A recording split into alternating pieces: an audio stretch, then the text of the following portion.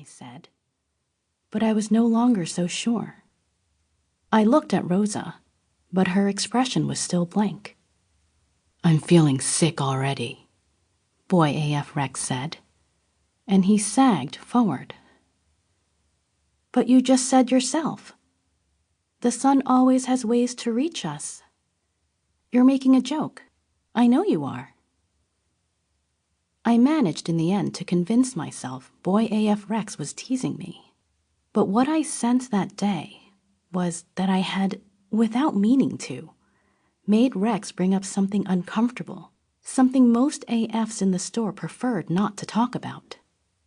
Then not long afterwards, that thing happened to Boy AF Rex, which made me think that even if he had been joking that day, a part of him had been serious too.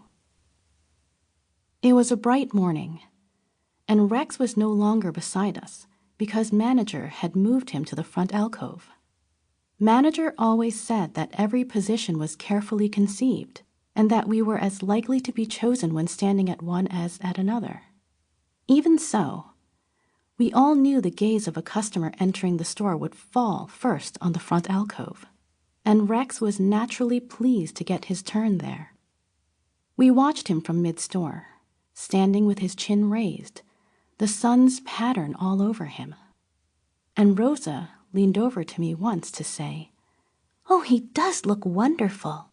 He's bound to find a home soon." On Rex's third day in the front alcove, a girl came in with her mother. I wasn't so good then at telling ages, but I remember estimating 13 and a half for the girl, and I think now that was correct.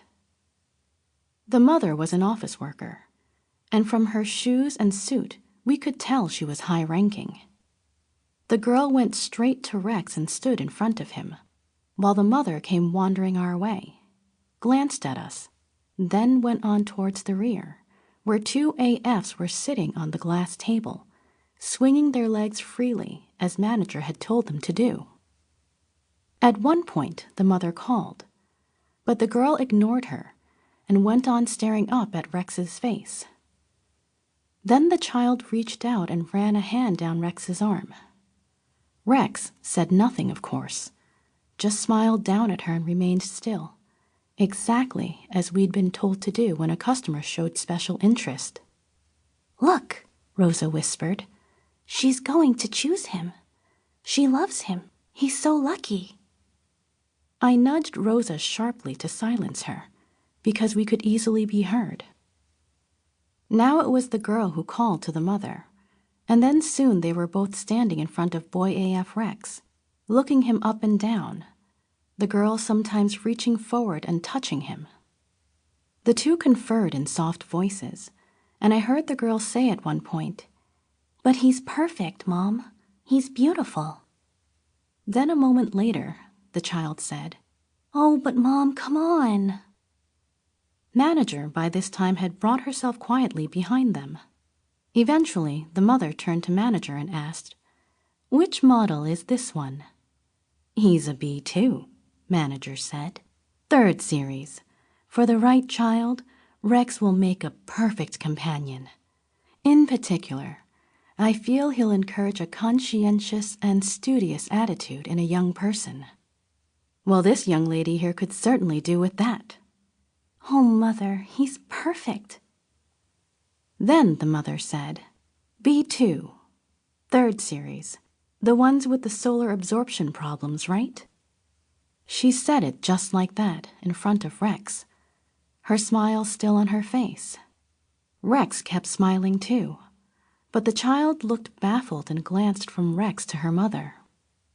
"It's true," Manager said, "that the third series had a few minor issues at the start, but those reports were greatly exaggerated. In environments with normal levels of light, there's no problem whatsoever." "I've heard solar malabsorption can lead to further problems," the mother said, "even behavioral ones." "With respect, ma'am, Series 3 models have brought immense happiness to many children. Unless you live in Alaska or down a mine shaft, you don't need to worry."